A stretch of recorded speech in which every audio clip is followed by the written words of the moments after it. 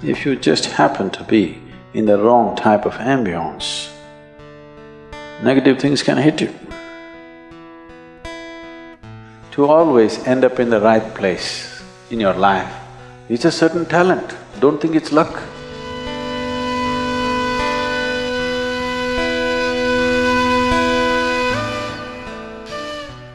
In the spiritual traditions,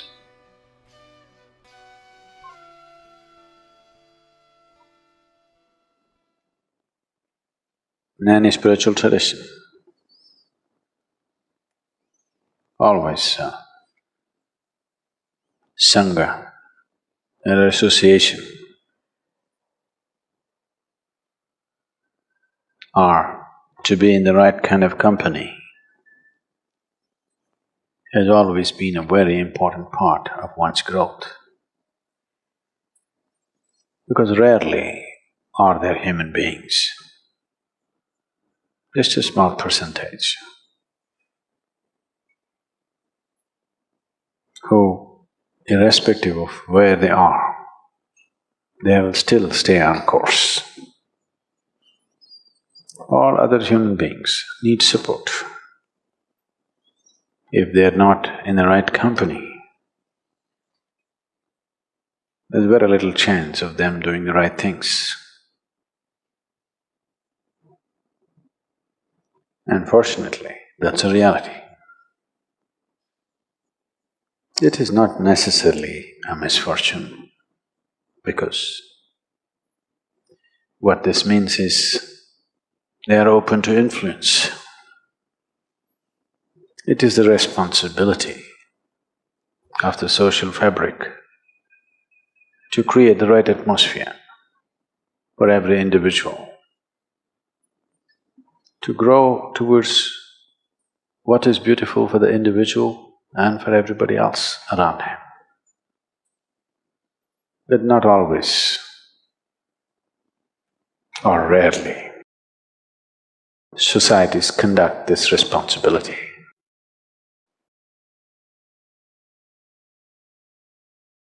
In the right sense, because societies are not led. Societies are allowed to go through a metamorphosis depending upon what is the influence. In that direction it grows.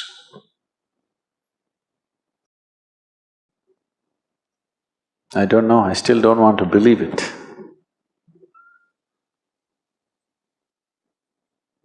They're telling me over 80% of the content on the internet is pornography. I still don't want to believe that it is possible. But people who are in the know are telling me, Sadhguru, that's how it is.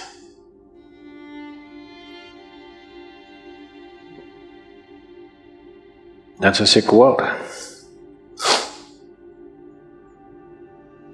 80% is a sick world, not a healthy world.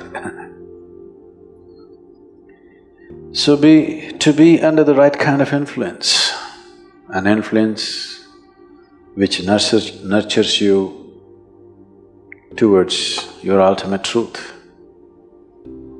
an influence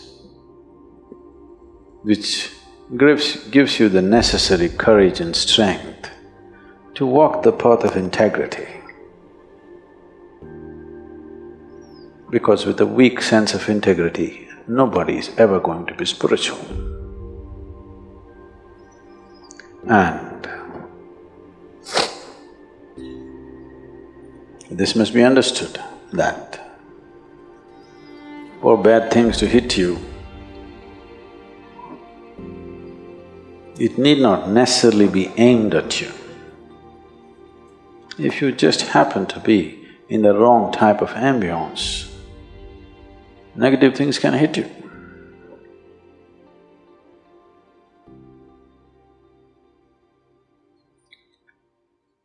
That reminds me, two terrorists were preparing envelope bombs, postal bombs. After having done quite a few, one asked the other, have you filled enough? Do you think we have filled enough RDX into the envelopes? The other said, why don't you open it and see? He said, oh, it will explode if I open it. I said, you fool, it's not even addressed to you. It need not be addressed to you. You open the wrong can, it'll blow up in your face. This is so in the world, this is so within you. There are lots of bins in your head. You open up the wrong bin, worms will crawl out. You open up another bin, fragrance will come out of it. Have you noticed yourself? Have you yourself noticed within you? If you open certain part of your mind, filth will come out. If you open another part of your mind, fragrance will come out. Have you not noticed? To be conscious enough, to be in the right company so that filth will not be tolerated, so that you open up the fragrance within you, not the filth, is an important part of one's growth. Because you don't have to go looking for a gutter for filth. There is enough in your head, isn't it? It is just that. There is enough garbage in every place. There's enough garbage in the ashram also, so many people living. I'm sure there's enough filth. But we sit here with nice breeze and fragrance. We don't go sit there where there is filth.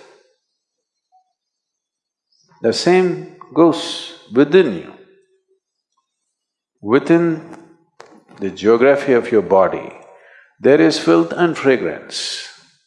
Which one do you open up for yourself and everybody around you? That's a big question. That takes a certain level of awareness and a certain company. This is why satsang, to be in the company of truth, very important. If you go around the ashram, the geography of the ashram, there must be at least 8 or 10 very filthy tanks. These are called septic tanks, full of septic. If you every day go sit there, of course you'll come to the conclusion, Isha Yoga Center is the filthiest place on the planet. If you fall into it, Isha Yoga is the most horrible experience in your life. But you're not supposed to fall into that pit, you're supposed to fall into this pit. But you got the geography wrong. Because you have a wrong history. Your karma is your history, isn't it? Shankaran Pillai decided he is going to be a robber. Because none of his businesses were working, nobody was giving him a job, so he decided he will go and rob somebody. So he got himself a country-made gun.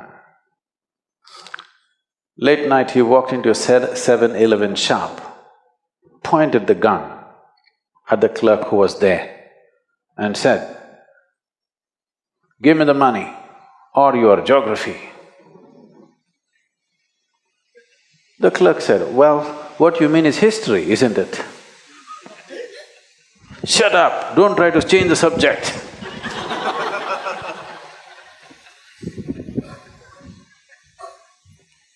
No, we are not talking about different subjects. There's only one subject, that's you.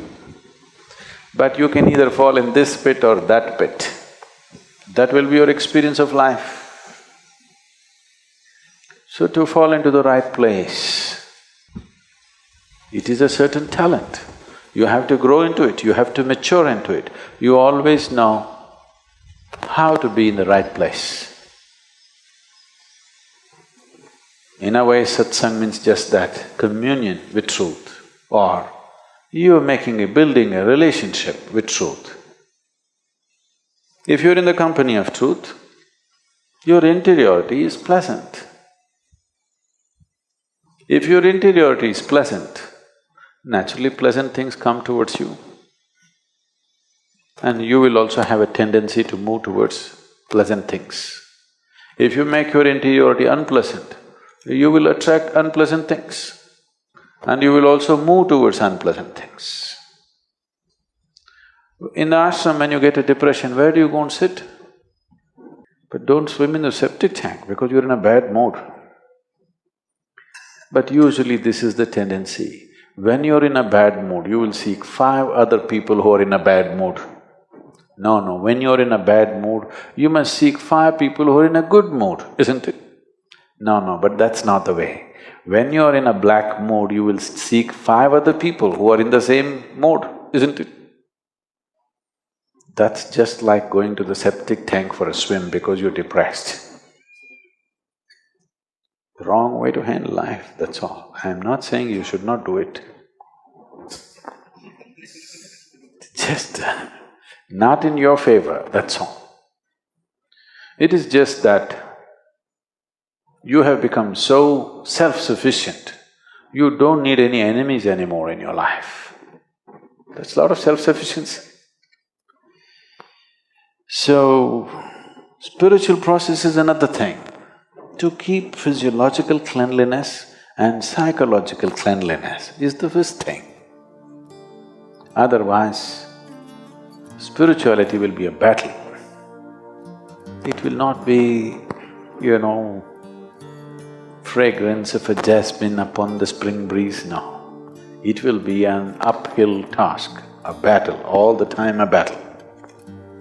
A lot of people experience their life, particularly their spiritual life, as a battle because they do not maintain some fundamental discipline about the geography of their body and the geography of their psychological space. If these 2 things are not managed, everything will be a battle. Now, you happen to claim that you're spiritual, so that will also be a battle. That's the only way life can be. So, satsang means to make friends with truth. Truth is your friend, not falsehood. You start at whichever level of truth you know.